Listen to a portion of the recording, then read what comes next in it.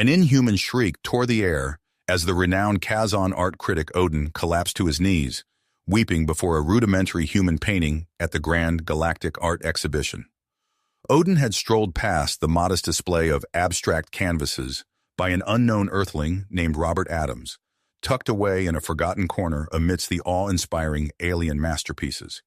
He had paused to regard it with disdain, but now found himself utterly undone, baffled and shamed by the raw emotion that crashed over him in waves.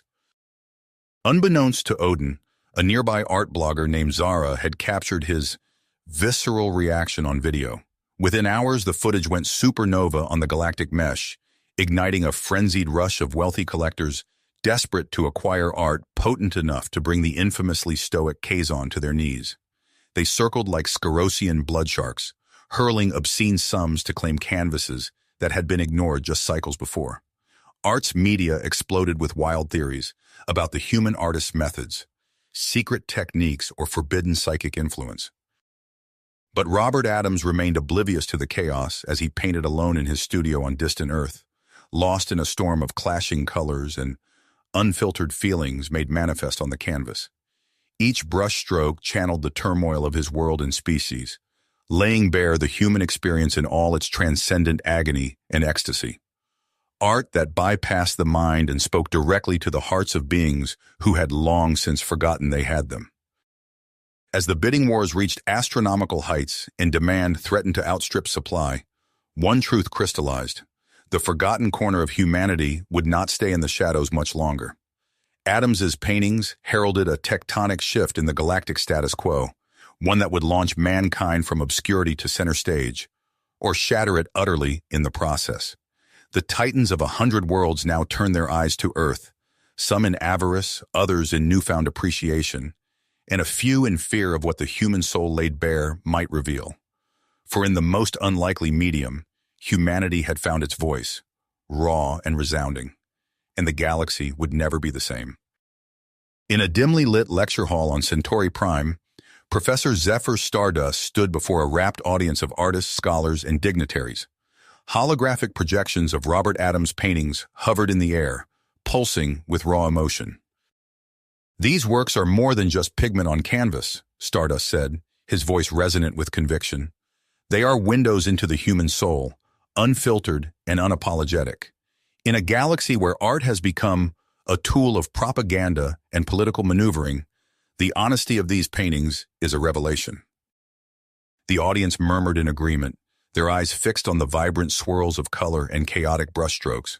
For many, it was their first glimpse of human art, and they found themselves transfixed by its primal power. Among the crowd sat Lyra Moonbeam, her delicate features etched with awe and wonder. As an empath, she was used to sensing the emotions of others, but nothing could have prepared her for the tsunami of feeling that crashed over her when she stood before Adams's paintings. Tears streamed down her face as she relived the experience, the colors and textures evoking memories of her own long-buried traumas and triumphs. Around her, other aliens wept openly, their carefully constructed facades of control crumbling in the face of such raw humanity. As Stardust's lecture concluded, the audience erupted in applause, their minds ablaze with new ideas and inspiration. They filed out of the hall, buzzing with excitement and a newfound appreciation for the small, unassuming species that had created such profound works of art. Halfway across the galaxy, Robert Adams sat hunched over his latest canvas, oblivious to the shockwaves his paintings were sending through the cosmos. His studio was a riot of color and texture, the walls covered in half-finished works and discarded sketches.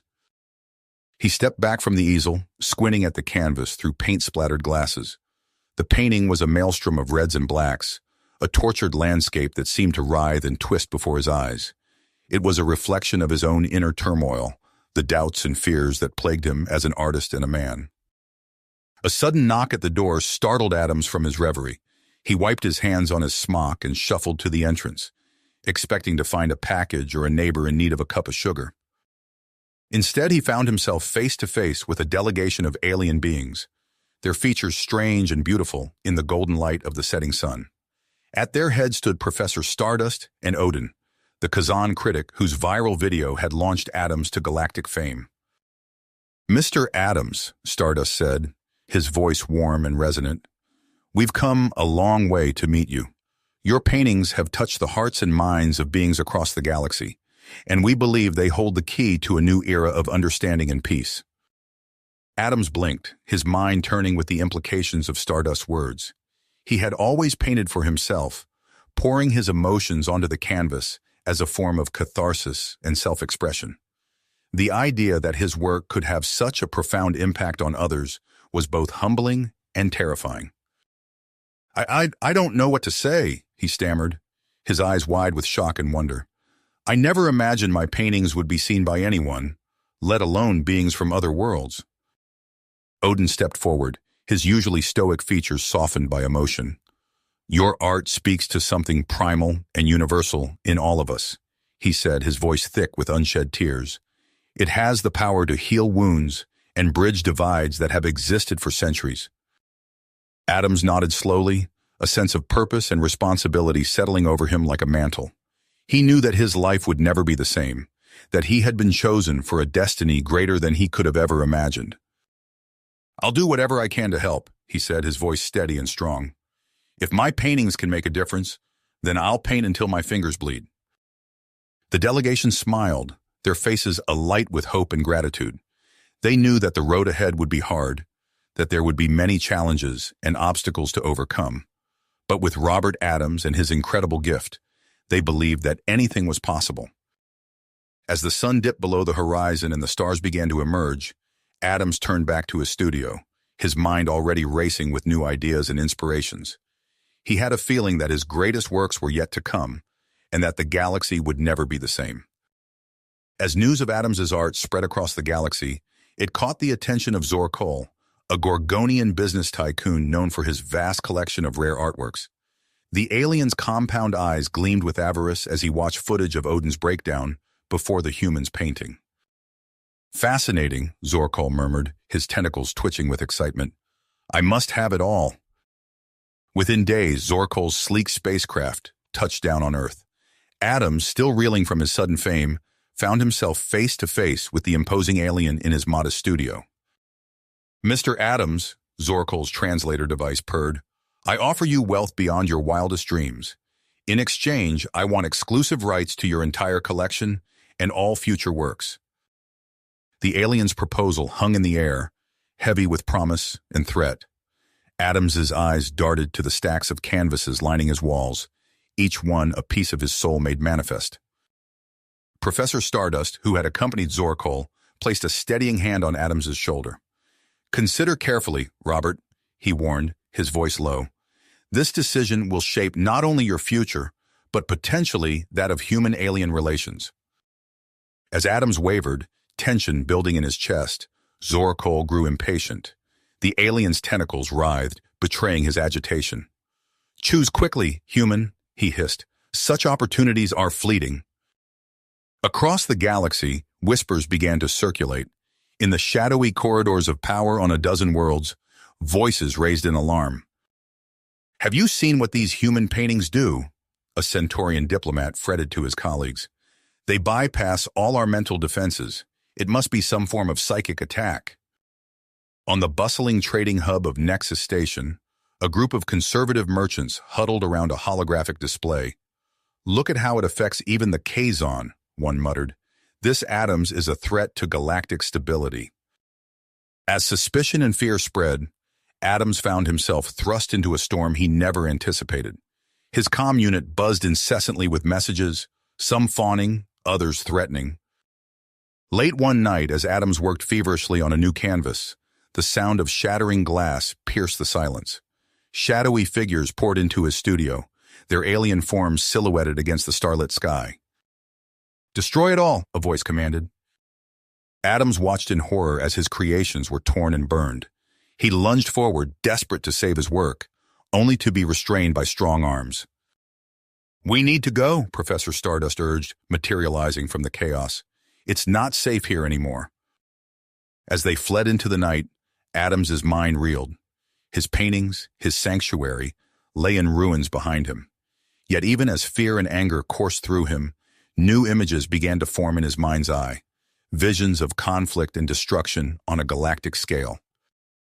In a secret location light years from Earth, Adams poured these apocalyptic scenes onto canvas after canvas. His brush moved with feverish intensity, capturing the turmoil of his own emotions and the wider conflict engulfing the galaxy. Unbeknownst to Adams, images of his latest works began to circulate through underground channels. Alien eyes widened in shock and awe at the raw power contained within each brushstroke. On countless worlds, debates raged. Was this human art a window into the future, a call to arms, or something else entirely? As the controversy grew, Zorkol saw his chance. The Gorgonians' media empire crackled with carefully crafted messages, painting Adams as a dangerous radical whose art threatened the very fabric of galactic society. "We must contain this human threat," Zorkol declared in a widely broadcast speech, his tentacles gesticulating dramatically. "For the safety of all sentient beings, Adams must be brought to justice and his dangerous works destroyed." In response, a network of Adams supporters mobilized. Clandestine exhibitions popped up in abandoned space stations and remote colonies. Digital copies of his paintings spread like wildfire across the galactic mesh, defying all attempts at censorship. Professor Stardust watched these developments with growing concern. He knew that Adams, and by extension humanity itself, had become a fulcrum upon which the future of the galaxy might turn. As he gazed out at the star-studded void, Stardust's mind raced. How could he protect Adams and preserve the transformative power of his art? And more importantly, how could he prevent this cultural upheaval from spiraling into full-scale conflict? The professor's fingers tightened on the railing of the observation deck. He knew that every move from this point forward would be critical. The game was far from finished, and the stakes were higher than ever before. The Grand Vizier. Thrak's eyes narrowed as he watched the holographic display of Robert Adams's latest painting. The swirling colors seemed to pulse with an otherworldly energy, evoking emotions the alien had long suppressed. "This ends now," Thrak hissed, his scaled fingers clenching into fists. He turned to face the assembled specialists in his private chambers. "You each have your assignments. Crush this human threat before it spreads further." Zaria, the Deltan information specialist, smiled seductively. "I've already begun planting seeds of doubt across the galactic mesh," she purred. "Soon Adams will be seen as a dangerous radical rather than an artistic visionary." Kravak, the Romulan assassin, simply nodded, his cold eyes betraying no emotion. The Binar scientist Relak twitched with excitement, binary code streaming across his cybernetic implants. "Fascinating psychic resonance," Relak chirped. "Must study further, replicate, nullify." As Thrak's agents dispersed, Professor Stardust felt a chill run down his spine. He stood on the observation deck of their hidden sanctuary, a converted asteroid base deep in the Oort cloud. Behind him, Adams worked feverishly on his latest canvas, oblivious to the growing danger. "Robert," Stardust said softly, "I fear we may need to move again soon. Our enemies are closing in." Adams looked up, paint smeared across his face. "But the visions, Zephyr," he replied, his eyes wild. "They're coming faster now. I can barely keep up." The professor studied the half-finished painting. It depicted a swarm of shadowy figures converging on a blazing star, tendrils of darkness threatening to snuff out its light. On Earth, Marcus crouched in an abandoned warehouse, surrounded by fellow artists and activists. Holographic projectors hummed, displaying Adams' most powerful works to an enraptured audience. "This is what they fear," Marcus declared, his voice passionate. "Art that makes us feel, that reminds us of our shared humanity across the stars." A sudden explosion rocked the building. Smoke poured in as armored figures burst through the walls. Marcus felt a stinging pain in his neck, then darkness claimed him. He awoke strapped to a cold metal table, blinking against harsh lights. The Binar scientist Relak loomed over him, a glowing device in his hands. "Excellent specimen," Relak muttered. "High psychic potential, key to unlocking Adam's power." Marcus strained against his bonds as the device lowered toward his head. "You can't stop it," he growled defiantly. "Adams's art is already out there, changing hearts and minds across the galaxy." Relak paused, his cybernetic eye whirring as it focused on Marcus. Perhaps, the alien mused, but with your latent abilities, we can create a counter-frequency, nullify the effect, turn art into mere pigment once more. As the device touched Marcus's temples, he screamed. Images flashed through his mind. Adams's paintings, alien worlds, and a terrible, all-consuming darkness. Light years away, Adams stumbled, clutching his head. The brush fell from his fingers, splattering crimson across the canvas like freshly spilled blood. "Robert!" Stardust rushed to the artist's side. "What's wrong?" Adams looked up, his eyes unfocused. "Something's changed," he whispered. "The connection, it's breaking." In that moment, Stardust knew they were out of time. He activated the Sanctuary's emergency alert system, klaxons blaring throughout the asteroid. "We have to go," the professor urged, helping Adams to his feet. "And we need to share your work with the galaxy. Consequences be damned." As they raced toward the hangar bay, Adams's unfinished painting stood on its easel. The dark tendrils had almost engulfed the star, leaving only the faintest glimmer of light. "Hope." "We can't abandon your work," Stardust said, his voice tight with urgency. "The galaxy needs to see it now more than ever." Adams nodded, his eyes clearing as grit set in. "You're right, but how? We're trapped here, and the Council is closing in." A smile flickered across Stardust's face. "I have an idea. It's risky, but it might be our only chance."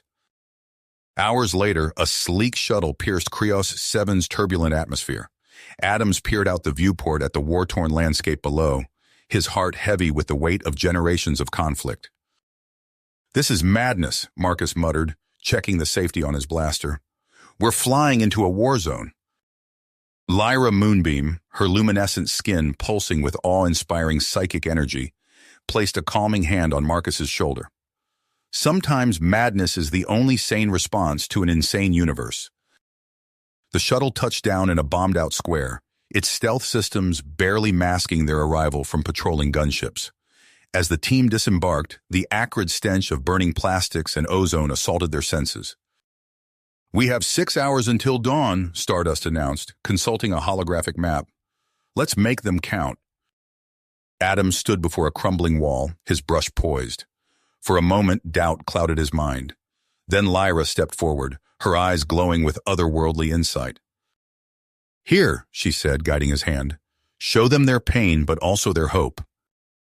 As Adams's brush touched the scarred surface, it was as if a dam burst within him. Colors flowed from his fingertips, weaving a tapestry of suffering and resilience. Nearby, other artists from a dozen worlds added their own visions to the massive installation taking shape. Marcus worked feverishly, his sculptures rising from the rubble like strange alien flowers. Each piece seemed to resonate with the very fabric of reality, channeling the raw emotions of Krios 7's tormented populace. As the sky began to lighten, a distant explosion shattered the pre-dawn stillness. Adams looked up from his work, his face streaked with paint and sweat. "Incoming!" Marcus shouted, raising his blaster as shadowy figures emerged from the ruins. Krivak's cruel laughter echoed across the square. "Did you really think you could hide from us, human?" The air crackled with energy as Lyra and the other empaths formed a protective barrier around the installation. Adams watched in horror as Marcus dove in front of him, taking a blast meant for the artist.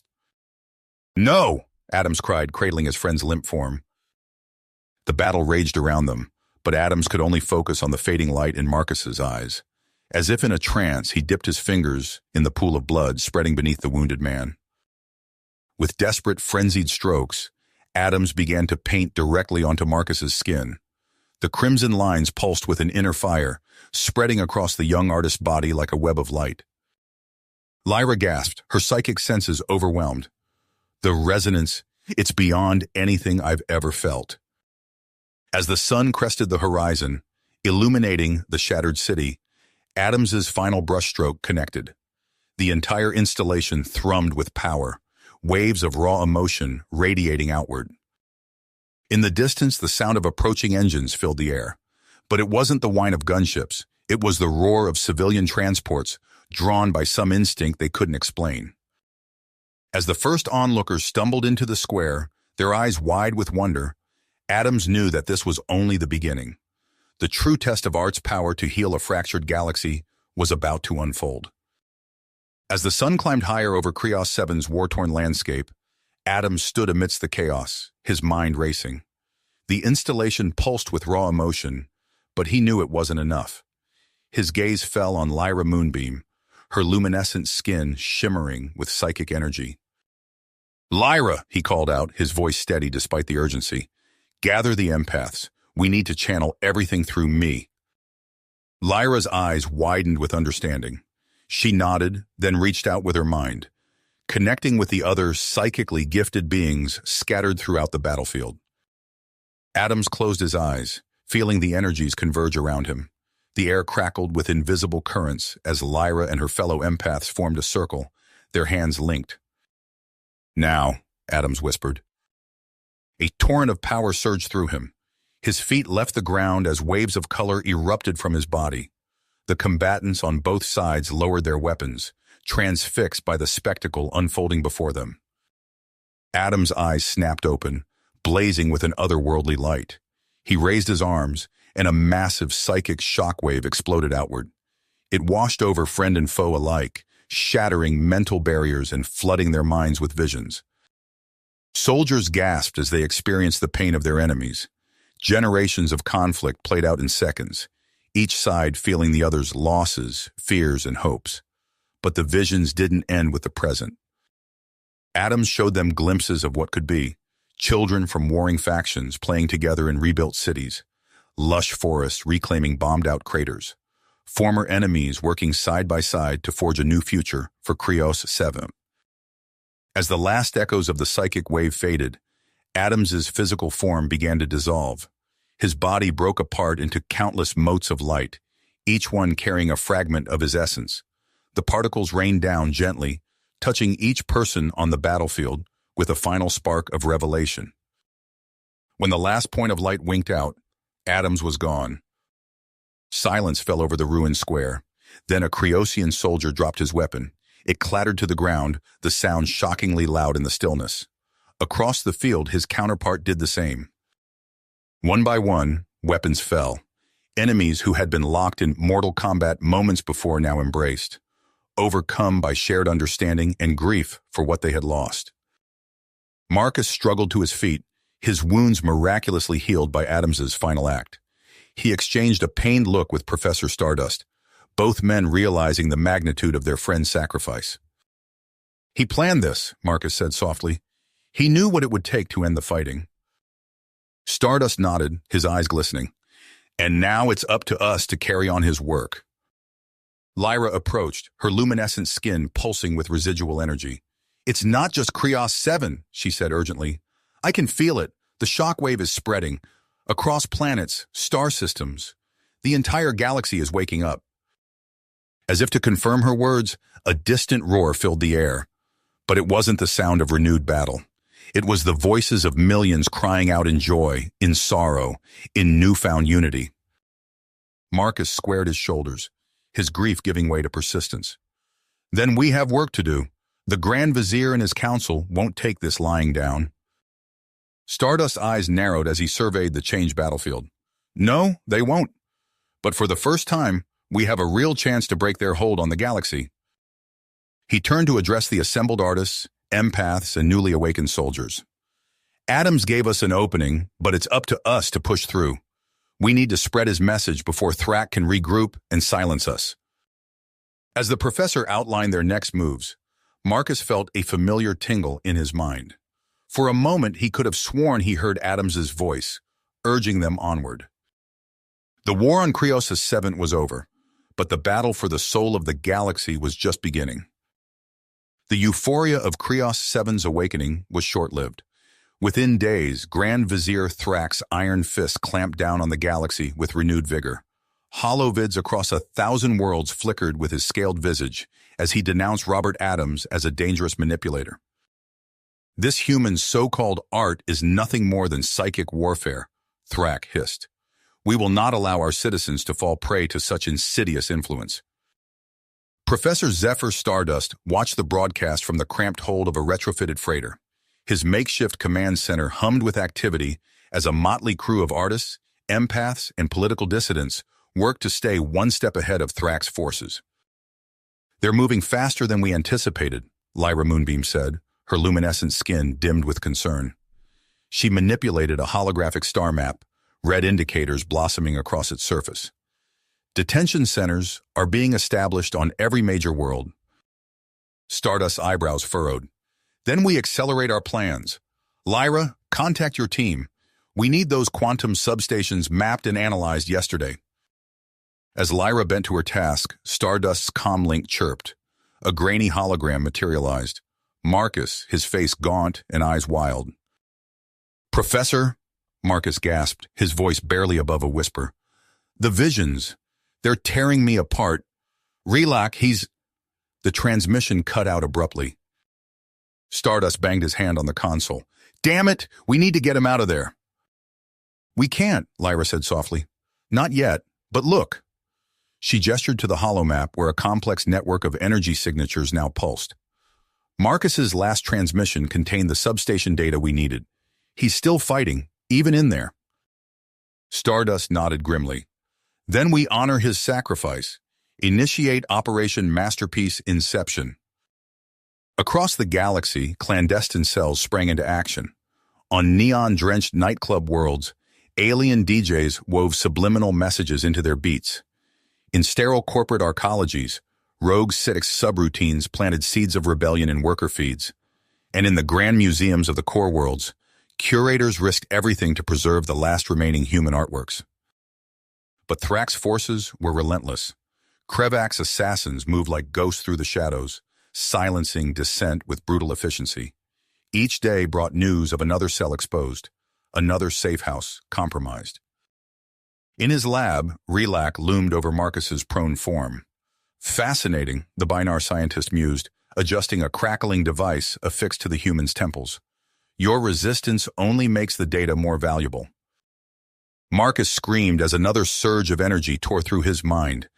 But beneath the pain, a spark of defiance remained. In the fractured landscape of his psyche, he clung to fragments of Adam's final visions, glimpses of a future where art triumphed over oppression. Light years away, Lyra jerked upright, her eyes glowing with sudden intensity. "Professor," she called, "I've got him. Marcus is reaching out." Stardust rushed to her side as Lyra began to decode the stream of fractured imagery pouring from Marcus's tormented mind. Slowly, a plan took shape, audacious, desperate, and their only hope of success. "We have to move now," Stardust declared, "before Thrax's forces can—" Alarms blared throughout the ship. A voice crackled over the intercom. "Multiple incoming signatures! It's Krevak's death squads!" Stardust's eyes met Lyra's. In that moment, they both knew. This was their last chance. The professor took a deep breath and addressed his ragtag team. "This is it, people. Lyra, link with your empaths. We're going to light up every quantum substation in this sector. Artists, prepare for the most important performance of your lives. Let's show this galaxy what Adams' legacy truly means." As Krevak's ships closed in, the rebels poured every ounce of their combined psychic energy into the hijacked substations. Reality itself seemed to warp and buckle under the strain. Stardust closed his eyes, feeling the accumulated power build to a crescendo. In that moment, as oblivion loomed, Stardust made his final high-stakes endeavor. Stardust. In that instant, a blinding surge of energy erupted from the hijacked quantum substations, engulfing the galaxy in a tidal wave of psychic force. The professor's consciousness expanded, merging with the collective minds of his team and billions beyond. Across countless worlds, aliens of every species clutched their heads as barriers crumbled. Visionaries and bureaucrats, soldiers and civilians, all were swept up in a shared tapestry of experience. On the planet Zarthul, a Creosian general dropped his plasma rifle, overwhelmed by visions of the very enemies he'd sworn to destroy. He saw their families, their hopes, their fears, mirror images of his own people's struggles. In the sterile corridors of a corporate arcology, A data analyst named Zixka collapsed at her terminal. Her mind reeled with images of verdant forests and soaring melodies, concepts her species had long since abandoned in pursuit of efficiency. Aboard the Council flagship, Grand Vizier Thrak thrashed in his command chair, scales flaking off as he fought against the invasion of his psyche. "No," he hissed. "I won't let you." But resistance was futile. The artwork spoke directly to the core of sentient experience, bypassing millennia of conditioning and control. As quickly as it began, the wave passed. In its wake, a deafening silence fell across the stars. Then chaos erupted. On a dozen core worlds, crowds poured into the streets. Centuries of pent-up rage and newfound empathy fueled their cries for justice. Council enforcers found themselves overwhelmed, their own ranks fracturing as many laid down their weapons. Stardust's team wasted no time. While Thrak's forces reeled, they launched a precision strike on Relax's research facility. Lyra led the charge, her empathic abilities guiding them through the labyrinthine complex. They found Marcus strapped to a pulsing biotech apparatus, his body racked with tremors. As Lyra worked to disconnect him, his eyes snapped open. "The visions," he croaked, "they're everywhere." Alarms blared as they carried Marcus to their waiting shuttle. Relax himself appeared in the hangar, flanked by security drones. "You don't understand what you're doing," the Binar scientist shouted. "The Council is all that stands between us and galactic anarchy." Stardust faced him, his expression grim. "No, Relax. You're the one who doesn't understand. What we've unleashed can't be contained." As if to punctuate his words, a nearby screen flickered to life. It showed Senator Falthera addressing an emergency session of the Galactic Assembly. "There cannot ignore the will of the people," the senator was saying. "I call for an immediate ceasefire and the formation of a transitional government." Relax's shoulders slumped in defeat. He made no move to stop them as they boarded their ship and blasted off into the void. Aboard the rebel vessel, Marcus drifted in and out of consciousness. The others worked feverishly to stabilize his condition, but the extent of the damage was clear. Whatever Relax had done to him went beyond physical harm. Lyra placed a comforting hand on Stardust's shoulder. "He's strong," she said softly. "He'll pull through." The professor nodded, his eyes fixed on the swirling stars outside the view screen. But at what cost? And what comes next? Their moment of reflection was cut short by an urgent transmission. A harried-looking alien appeared on the main display. "Professor Stardust," the being said, mandibles clicking nervously. "We've detected a massive energy signature in the outer rim. It's like nothing we've ever seen." Stardust's blood ran cold. He knew what this meant. "Thrak," he whispered. As if summoned by the name, the Grand Vizier's scaled visage appeared on every screen in the ship. His eyes blazed with cold fury. "You thought you could break me?" Thrak snarled. "You've only forced my hand. Behold the price of your rebellion." The transmission cut to a view of a monstrous construct, an ancient weapon of unimaginable power. Thrak's voice continued, dripping with menace. "Either you surrender unconditionally, or I will unleash this bioweapon on populated worlds. You have one planetary rotation to comply." The screen went dark, leaving Stardust and his team in stunned silence. The taste of victory turned to ash in their mouths as the true stakes of their struggle became clear. Lyra's voice shook as she spoke. "Professor, what do we do?" Stardust closed his eyes, feeling the weight of countless lives on his shoulders. When he opened them, his gaze fell on Marcus's prone form. "We need to wake him," Stardust said grimly. "If anyone can reach Adams now, it's Marcus. We need the wisdom of an artist's spirit more than ever." As they set course for their hidden sanctuary, Stardust couldn't shake the feeling that the true test of their revolution was only just beginning.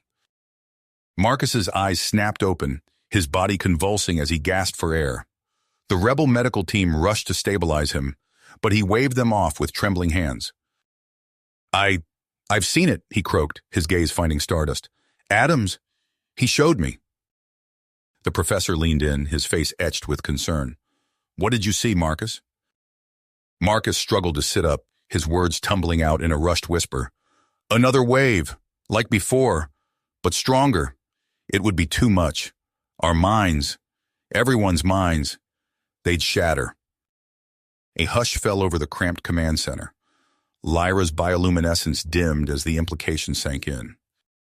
Then we've lost, someone muttered from the back. No, Marcus said, his voice growing stronger. There's another way, but the cost. He locked eyes with Stardust, a silent understanding passing between them. The professor nodded grimly. Whatever it takes, Stardust said. As Marcus relayed the essence of his astral communion, the mood in the room shifted from despair to relentless drive. Stardust's fingers flew over a console, bringing up a galactic map dotted with pulsing red markers. Thrax escalating, he announced. Martial law on a dozen worlds. We're out of time for subtlety. Lyra stepped forward, her skin flaring with renewed intensity. Then we go loud. Every cell, every sympathizer. We bring them all online at once. Stardust nodded. Prepare the transmission. It's time to light the fuse on this powder keg. Psst. Across the galaxy, hidden resistance cells sprang into frenzied activity. In the neon-drenched underbelly of Zox Prime, a Quartoth street artist named Vexilor received the coded signal. His tentacles trembled as he decrypted the message, then turned to address the motley crew of misfits crowded into his safe house.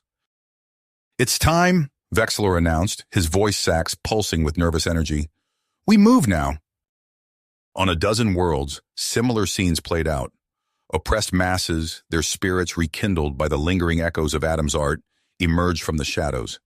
Makeshift galleries sprang up in abandoned factories. Underground concerts filled the air with defiant melodies. And everywhere empaths linked minds, weaving a vast psychic tapestry. In his fortress-like command center, Grand Vizier Thrak snarled at the reports flooding in. His scaled fist slammed down on a control panel, summoning his top lieutenants. Crush them, he roared. Use whatever force necessary, and prepare the weapon. If we can't rule this galaxy, we'll sterilize it. Bah. Back on the rebel ship, Marcus sat cross-legged in the center of a hastily constructed psionic amplifier. Wires and crystals formed a glowing web around him, pulsing in time with his labored breathing. Stardust placed a hand on the young human's shoulder. Are you sure about this? There's no going back. Marcus nodded, a serene smile playing at the corners of his mouth. I understand now. This is what it means to be human. To create, to inspire, even if it costs everything. As the final preparations were made, Lyra approached. Her luminescent skin shimmered with awe-inspiring energy. We're ready, she said softly. Every node is aligned. We're about to make history, or end it. Stardust took a deep breath, then keyed his comlink. All cells, this is Stardust. Commence Operation Masterpiece. May the muses guide us all. Across the stars, a tidal wave of pure creation surged forth. Billions of minds linked together, projecting visions of a united galaxy. The majestic sweep of spiral arms gave way to scenes of harmony between species once sworn enemies. Empaths channeled the raw emotion of Adams's final work, while artists of 1,000 races added their own flourishes to the cosmic canvas. In the heart of it all, Marcus became a conduit. His body arched, mouth open in a silent scream, as the full force of the galaxy's creative spirit poured through him. The amplifier array blazed with impossible light, refracting the psychic torrent into a focused beam. Alarms blared throughout the ship as sensors were overwhelmed. Stardust staggered, his own palms sweating from the backwash of cosmic inspiration. Through the haze, he saw Thrax's face appear on a flickering viewscreen. The Grand Vizier's scales were falling away, revealing raw flesh beneath. His eyes blazed with madness and terror. "What have you done?" he shrieked. "I'll see you all burn!" With a spasm of his clawed hand, Thrak activated the Doomsday device. A sickly green glow emanated from the massive construct, promising extinction on an unimaginable scale. But as the bioweapons matrix began to destabilize, Marcus made his final push. His physical form seemed to blur, becoming one with the surging energies. The psychic tsunami slammed into the doomsday device, subatomic particles dancing in a cosmic ballet. Where death should have bloomed, new life exploded outward. The weapon's payload transformed, scattering quintillions of motes of pure creative potential across the galaxy. Each speck held the promise of art yet to be born, of souls yet to be inspired. As the wave of transformation washed over inhabited worlds, the fabric of society itself began to shift. Rigid hierarchies crumbled. Oppressive regimes toppled not through violence but through a collective awakening to new possibilities. On the rebel ship, Marcus's physical form had vanished entirely, leaving only a fading afterimage of a smile. Stardust and Lyra clung to each other, tears streaming down their faces as they felt the reverberations of a galaxy forever changed. In the newborn silence, Stardust's voice was barely a whisper. Now we build. Rebuild, Stardust said, his voice hoarse with emotion. The galactic psychic awakening left an indelible mark on every sentient being. As the dust settled, the once mighty Grand Council lay in ruins, its power structure shattered beyond recognition. In its place, a new era of unity and creative renaissance blossomed across the stars. On the planet Nexus Prime, former Council headquarters transformed into a sprawling art commune. Stardust wandered through its winding paths, marveling at the fusion of alien aesthetics. Towering sculptures of intertwined tentacles and crystalline fractals reached skyward, while hypnotic murals depicting the shared consciousness experience covered every available surface. Lyra approached, her bioluminescence pulsing with excitement. The Zoxian delegation just arrived. They're eager to discuss cultural exchange programs. Stardust nodded, a hint of weariness in his eyes. Excellent. We need all the bridges we can build right now. As they made their way to the meeting hall, a commotion erupted near the central plaza. A group of Binar refugees huddled together, facing off against a contingent of Quartoth artisans. "You have no right to be here," a Quartoth shouted, tendrils lashing. "Your kind enforced council oppression for centuries." The lead Binar, his cybernetic implants sparking with agitation, retorted, "We were victims too. The hierarchs kept us in chains of our own making." Stardust intervened, stepping between the groups. "Please, we must move beyond old grievances. Adams showed us a path to understanding." The mention of the martyred artist's name cooled tempers, if only momentarily. As the crowd dispersed, Stardust couldn't shake a gnawing sense of unease. Weeks passed, and similar incidents multiplied across the galaxy. The euphoria of liberation gave way to the hard realities of rebuilding. Former vassal worlds of the Council declared independence, carving out autonomous territories. Massive art installations commemorating Adams cropped up on countless planets, serving as impromptu embassies between fractious neighbors. On the mining world of Series 9, Stardust addressed a gathering of regional leaders. Holographic representations of a dozen species filled the chamber, their forms flickering with unspoken tension. "We must find common ground," Stardust pleaded. "The artist's sacrifice freed us all. We cannot squander this chance for true cooperation." A gravelly voice cut through the murmurs of assent. "And yet we cling to the very chains that once bound us." All eyes turned to the speaker, a human figure cloaked in shadows at the edge of the room. He stepped forward, revealing a gaunt face etched with cybernetic scarification. "I am Silas," he declared, his eyes blazing with fervor. "Once a student of Adams, now the voice of humanity." Stardust's blood ran cold as Silas continued, his words tinged with venom. "You claim liberation, yet you worship a dead man's ideals. True freedom demands we shatter every construct, even those we hold most dear." Before anyone could react, Silas's followers sprang into action. They hurled canisters of hallucinogenic gas into the crowd, while unleashing a barrage of psychic static. The chamber erupted into chaos as diplomats turned on one another, their deepest anxieties and prejudices bubbling to the surface. Stardust staggered through the mayhem, struggling to maintain his composure. He locked eyes with Silas, who offered a mocking salute before vanishing into the pandemonium. As the dust settled and minds cleared, the fragile peace lay in tatters. Accusations flew between factions, old wounds reopened. Silas's attack had achieved its goal, sowing discord and mistrust throughout the galactic community. In the days that followed, reports flooded in from across settled space. Adam's memorials defaced with grotesque Boschian imagery, revered alien symbols twisted into blasphemous new forms. Each act of art terrorism carried Silas's signature, a stylized human hand giving a middle finger to the cosmos. On a secret rebel outpost, Stardust huddled with his inner circle. Lyra's skin flickered with agitation as she delivered the latest intel. Silas's cult is growing, she reported. Disaffected youth, those struggling to adapt to the new paradigm, they're drawn to his nihilistic message. Stardust closed his eyes, feeling the weight of the galaxy press down upon him. When he spoke, his voice was barely above a whisper. We fought so hard for this future. How do we preserve Adam's dream without becoming the very thing we sought to overthrow? No one had an answer. As silence fell over the room, the view screen crackled to life. Silas's face filled the frame, his eyes alight with manic glee. Harmony is stagnation, he proclaimed. True art is eternal destruction and rebirth.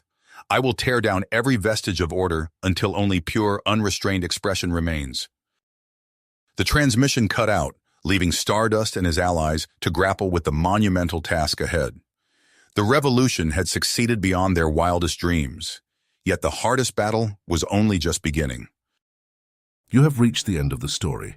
If you enjoyed this story and want to support us, please leave a like and subscribe to our channel, and for every comment that says 88, I will heart every single one of them.